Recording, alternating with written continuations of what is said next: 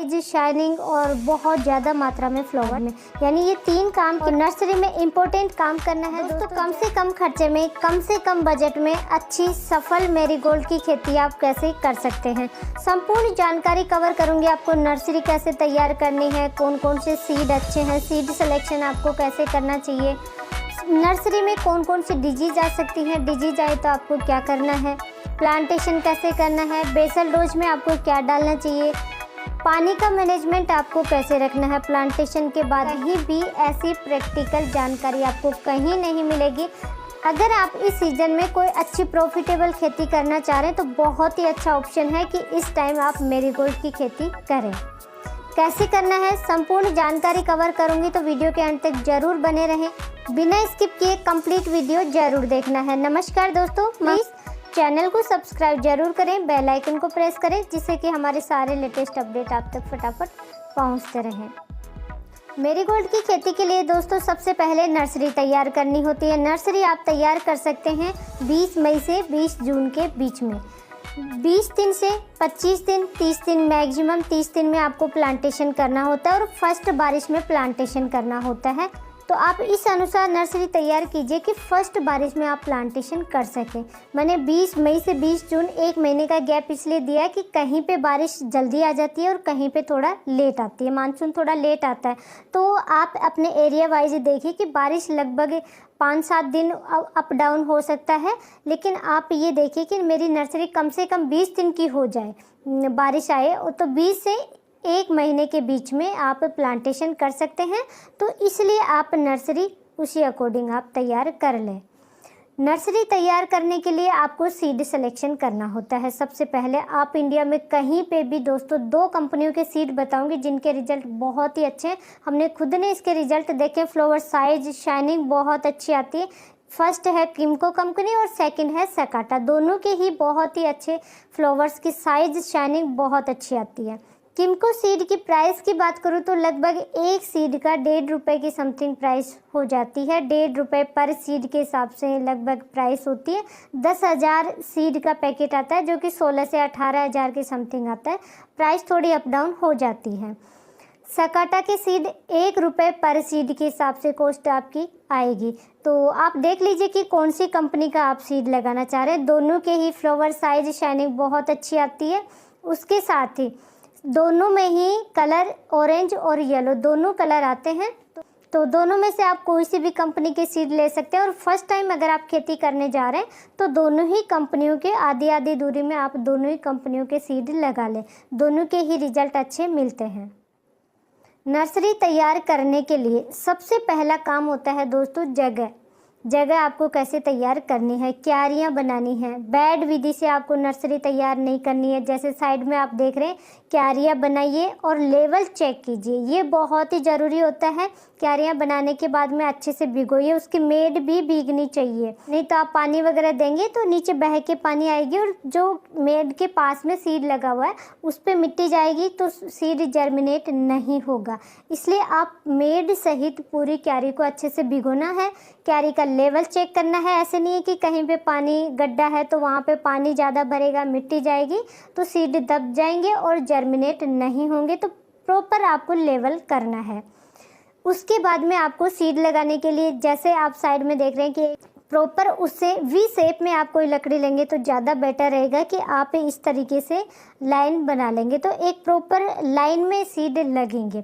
Seed दोस्तों कोई machine से नहीं लगाने होते हैं, हाथ से ही मैन्युअली आप लगाएंगे और एक एक सीड को लगाएंगे, क्योंकि सीड बहुत ही कॉस्टली आते हैं। थोड़ा सा टाइम टेकिंग काम है लेकिन रिजल्ट बहुत ही अच्छे मिलेंगे। आपको सीड आधा इंच गहरा लगाना है, आधा इंच से ज़्यादा गहरा नहीं लगाना। सीड डालना है जिस तरीके से आप देख रहे हैं, साइड में गड्ढा करके लकड़ी से आधा इंच सीड डालना है। उसके बाद में वर्मी कंपोस्ट, हल्का हल्का वर्मी कंपोस्ट डालना है।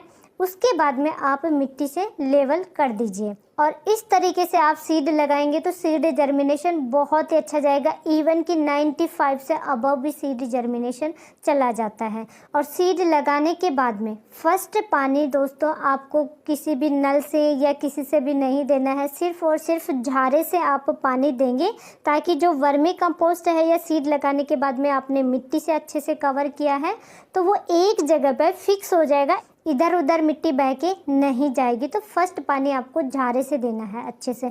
आगे अगर आप कम दूरी में हैं तो झारे से दे सकते हैं, नहीं तो आप नल से दे सकते हैं। क्यारियों को अच्छे से पानी से भर सकते हैं। अब नर्सरी में विशेष सावधानी क्या क्या रखनी है। फर्स्ट सावधानी दोस्तों, जैसा मैंने बता दिया कि प्रॉपर लेवल पे आपको क्यारियाँ बनानी है। सेकंड, विशेष सावधानी रखनी है क्योंकि गर्मियों का टाइम होता है, पानी आपको दोपहर के समय नहीं देना है, प्लांट जल जाएंगे।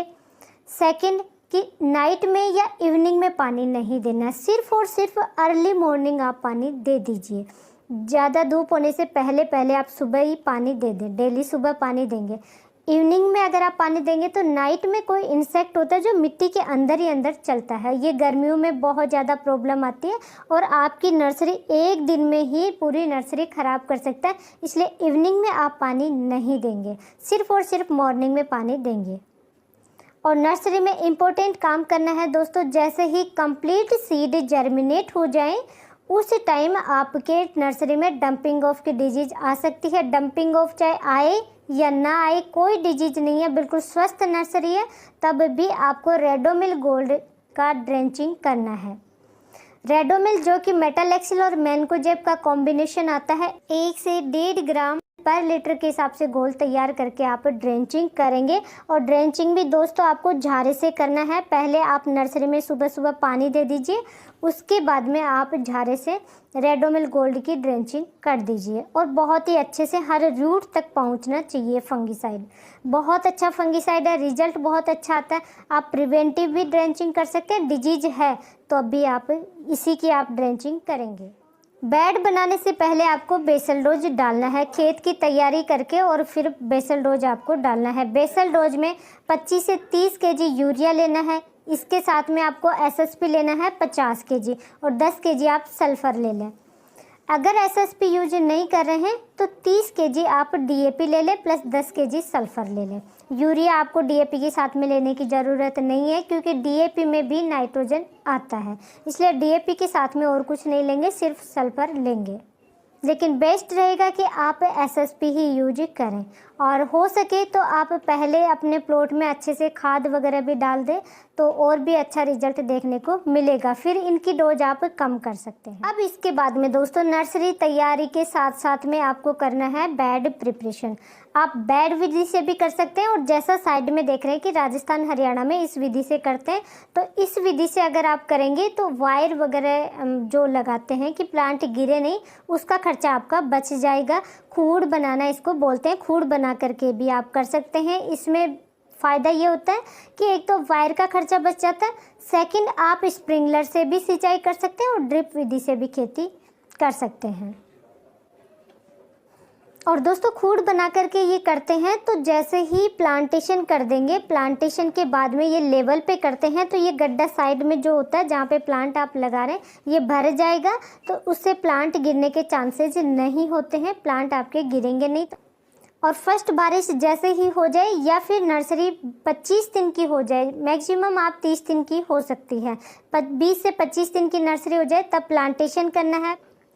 और प्लांटेशन आप करते हैं तो प्लांट टू प्लांट की आपको दूरी रखनी है 1.5 फीट। 1.5 फीट जैसे आप जिस लाइन में लगा रहे हैं तो उस लाइन में 1.5 फीट की दूरी पे आप प्लांट्स लगाते जाएंगे और साइड में आप दूरी रखेंगे तो दोस्तों आप 2 फीट की दूरी रखेंगे, यानी प्लांट टू प्लांट की दूरी होगी 1.5 बाई 2, तभी अच्छा प्लांट पूरी दूरी में अच्छे से फैलेगा। और प्लांटेशन करते समय दोस्तों विशेष टिप रखना है कि जैसे ही आप नर्सरी से प्लांटेशन करें तो प्लांट के ऊपर की टिप आप तोड़ देंगे, उससे क्या होगा वहाँ से ज़्यादा शाखाएं निकलेंगी, ज़्यादा ब्रांचेज निकलेंगे और प्लांट आपका ज़्यादा दूरी कवर करेगा। तो ये काम आपको ज़रूर करना है। और प्लांटेशन के जस्ट बाद में दोस्तों आपको पानी देना है। पानी देते ही आपको ड्रेंचिंग करनी है, क्योंकि प्लांटेशन के बाद में जैसे जड़ गलन है, डंपिंग ऑफ है, कोलर रोट है, इस तरीके की फंगस जनित डिजीज का अटैक बहुत ज़्यादा देखने को मिलता है, क्योंकि बारिश का समय शुरू हो जाता है। तो कोई डिजीज आए या ना आए, ताकत फंगिसाइड की ड्रेंचिंग आपको ज़रूर कर देना है, जो कि आता है कैप्टान प्लस हेक्साकोनाजोल का कॉम्बिनेशन आता है। 1 ग्राम पर लीटर के हिसाब से घोल तैयार करके आप ड्रेंचिंग करेंगे, बहुत अच्छा रिजल्ट मिलेगा।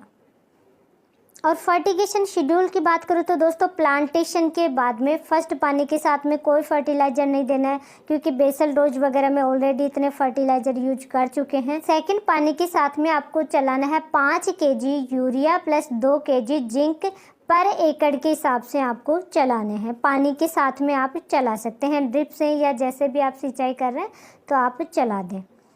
और दोस्तों फ्लावर्स जब अच्छी मात्रा में आने लग जाए तो सबसे पहला काम करना है, आपको फर्टिगेशन प्रॉपर तरीके से देना है। उससे पहले आप यूरिया दे दीजिए, NPK 19-19 दे दीजिए। ज़्यादा इसमें फर्टिगेशन की ज़रूरत नहीं पड़ती है इस प्लांट में, इसीलिए ये कम बजट की खेती होती है।